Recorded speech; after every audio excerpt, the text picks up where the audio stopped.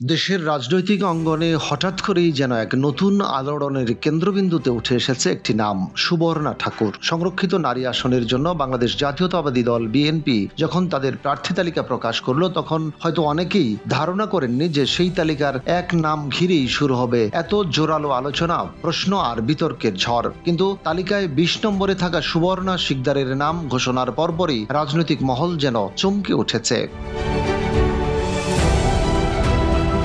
গোপালগঞ্জের কাশিয়ানী উপজেলার এক পরিচিত কিন্তু জাতীয় রাজনীতিতে তুলনামূলক নতুন মুখ এই সুবর্ণা। সংখ্যালঘু মতুয়া সম্প্রদায়ের ঠাকুর বাড়ির সন্তান হিসেবে তার পরিচয় বহুদিনের। পেশায় একজন শিক্ষক হলেও তার পারিবারিক ও ধর্মীয় ঐতিহ্য তাকে একটি বিশেষ সামাজিক অবস্থান এনে দিয়েছে। কাশিয়ানীর ওড়াকান্দির সেই ঐতিহাসিক ঠাকুর বাড়ি, যেখানে প্রতি বছর আয়োজন করা হয় বড় ধর্মীয় উৎসব, সেখানে দেশের বিভিন্ন প্রান্ত থেকে হাজার হাজার ভক্তের সমাগম ঘটে। এই ঠাকুর বাড়ি শুধু একটি ধর্মীয় কেন্দ্রই নয়, বরং মতুয়া সম্প্রদায়ের আধ্যাত্মিক ও সাংস্কৃতিক পরিচয়ের এক গুরুত্বপূর্ণ প্রতীক।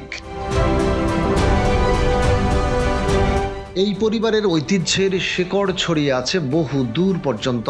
মতুয়া সম্প্রদায়ের প্রবর্তক হরিচাঁদ ঠাকুরের বংশধর হিসেবে সুবর্ণার পরিচয় তাকে একটি আলাদা মাত্রা দেয়। এমনকি আন্তর্জাতিক পর্যায়েও এই পরিবারের পরিচিতি রয়েছে। ভারতের প্রধানমন্ত্রী নরেন্দ্র মোদী বাংলাদেশ সফরে এসে এই ঠাকুর বাড়িতে পূজা অর্চনায় অংশ নেওয়ার পর বিষয়টি আরও আলোচিত হয়ে ওঠে।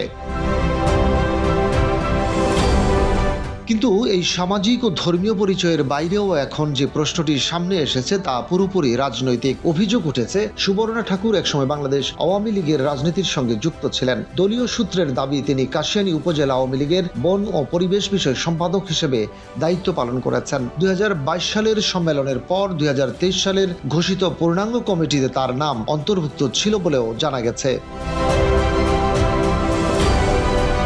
অন্যদিকে সুবর্ণা নিজে এই অভিযোগ সরাসরি অস্বীকার করেছেন। তার ভাষায়, আমার অনুমতি ছাড়াই কমিটিতে নাম দেওয়া হয়েছিল। আমি কখনোই আওয়ামী লীগের সক্রিয় রাজনীতির সঙ্গে যুক্ত ছিলাম না। এই বক্তব্যের পর বিতর্ক থামেনি, বরং আরো ঘনীভূত হয়েছে। সামাজিক যোগাযোগ মাধ্যমে ছড়িয়ে পড়া বিভিন্ন ছবি ও তথ্য উপাত্তে দেখা যাচ্ছে তিনি নাকি আওয়ামী লীগের বিভিন্ন কর্মসূচিতে উপস্থিত ছিলেন। ফলে অনেকেই তার বক্তব্যের সঙ্গে বাস্তবতার অমিল খুঁজে পাচ্ছেন। স্থানীয় রাজনৈতিক মহলও এ বিষয়ে সরব। আওয়ামী লীগের এক নেতা নাম প্রকাশ না করার শর্তে জানিয়েছেন, সুবর্ণা শুধু দলের একজন সাধারণ সদস্যই ছিলেন না, বরং সংরক্ষিত নারী আসনে দলীয় মনোনয়ন পাওয়ার আশায় সক্রিয়ভাবে চেষ্টা করেছিলেন।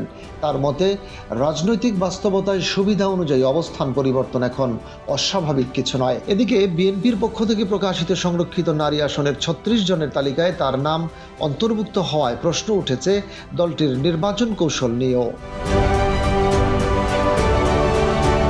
সব মিলিয়ে সুবর্ণা ঠাকুর এখন কেবল একজন প্রার্থী নন, তিনি এক চলমান বিতর্কের নাম, এক রাজনৈতিক রহস্যের কেন্দ্রবিন্দু। তার অতীত, বর্তমান ও অবস্থান সবকিছু নিয়েই চলছে প্রশ্নের পর প্রশ্ন। রাজনীতির এই নাটকীয় মঞ্চে তিনি কি শেষ পর্যন্ত নিজের অবস্থান দৃঢ় করতে পারবেন, নাকি বিতর্কই তাকে ছাপিয়ে যাবে? সেই উত্তরই এখন সময়ের অপেক্ষা। রশিদ কামাল, বাংলাবাজার পত্রিকা।